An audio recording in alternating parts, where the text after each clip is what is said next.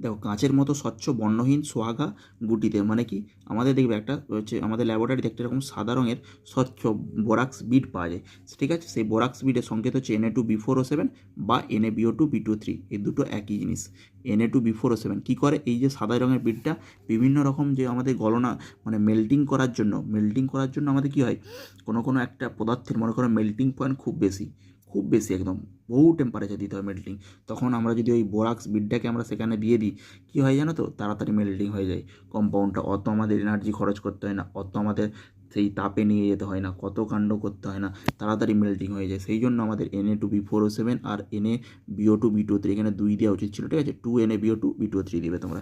তাহলে এই দুটো এইটার এটা এই দুটো একই জিনিস, এই দুটোকে বলা হয় সোহাগা গুটি। তার মানে মাল্টিপল চয়েস কোশ্চেন এটা নিশ্চয়ই, তাহলে বি আর ডি দুটো আনসার হবে, বি এবং ডি দুটো আনসার হবে। Na2B4O7 Na2B4O7 Na2B4O7, কোনো ক্লাস ওয়াটার থাকবে না এখানে, Na2B4O7 আর 2NaBO2B23, এই দুটো হচ্ছে আমাদের কী হচ্ছে, কারণ এই দুটো হচ্ছে মেল্টিংয়ে সাহায্য করে, সেই জন্য এখানে ওয়াটার কোথা থেকে আসবে, Na2B4O7 আর NaBO2B23, এই দুটো হচ্ছে আমাদের আনসার হবে। তাকে বলা হচ্ছে বোরাক্স